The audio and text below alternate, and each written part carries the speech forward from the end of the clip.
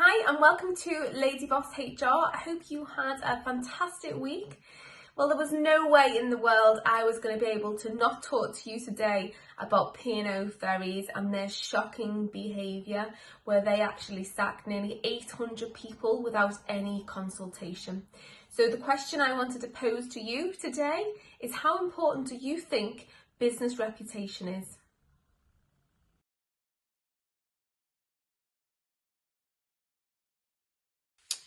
So what have P&O Ferries done wrong? Well, for a redundancy exercise of this size, there are at least two things that they have to do during that process. One of which is to consult with the employees and their representatives if they have them. And by consult, I mean meaningful consultation. The other is that they have to, in advance of 45 days before the first dismissal, contact the relevant authorities. Now, the chief executive of the P&O Ferries has admitted that they did not consult with their workers before they dismissed them, and they have said that they will compensate the workers for not doing so. The second point they are arguing, so it'll be interesting to see what the court decides in the future in regard to the latter point. So there is the potential for workers to submit an employment tribunal claim against P&O Ferries. So we will see what happens over the next months to come. The challenge that the P&O Ferries workers have got is obviously they're out of work now, which is horrendous, particularly given the current circumstances that we have with the cost of living crisis that we are in. But also because of the way the employment tribunal system is, and I've explained to you on other sessions that it will take some time. So they've got to find the legal costs potentially for that, unless the solicitor's willing to do it on a no fee basis, and they've got to then wait for their compensation claim. And there has been arguments and theories that is one of the reasons why P&O did this, because they wanted to avoid the time periods, and they could save money by not having to make the payment now. They recognise they'll have to make the compensation payment at some point, but the delay allows them to obviously make savings now by dismissing this workforce and bringing in a workforce for a lot cheaper labour. So we acknowledge that P&O Ferries have been unlawful in the way in which they have operated.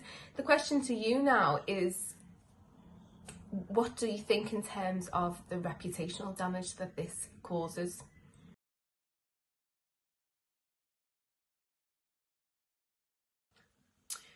So I question whether P&O Ferries considered the reputational damage here when they were sitting around that table working out their calculations.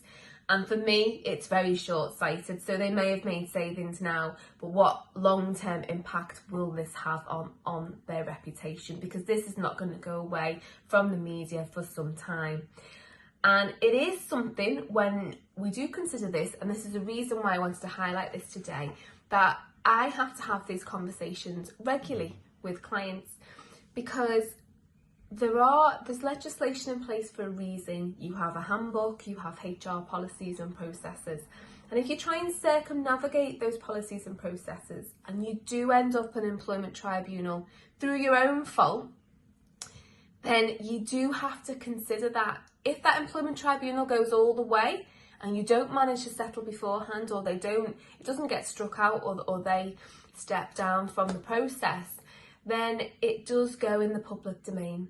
So it may not get the P&O Ferries media coverage, but it is likely sometimes to be picked up, or it is likely for other candidates that are looking at your business when you're trying to recruit, seeing that, or even sort of people that you want to work with, future clients or customers, forming an opinion of you and your business on the basis of decisions that you've made as an employer.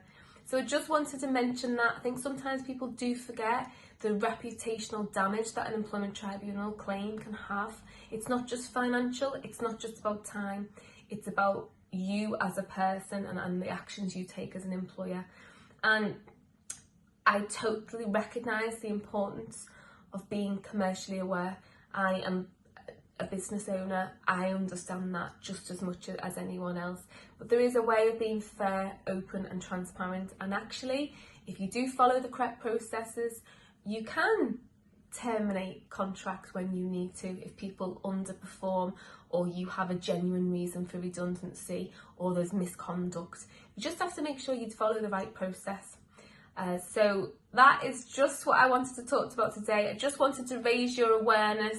I really do hope that nobody thinks that what P&O have done is okay and it means that they can do it too. Please do, if you do have a genuine need to make people redundant, speak to your consultant, or by all means speak to us. We'll give you some advice if you need that. But apart from that, I'd love you to have a great weekend. And if you have enjoyed this, or there's other things that you'd like to hear about, please do comment, let me know. And please do follow me on all my other social media channels. I'd love us to be on this journey together. Thanks, guys.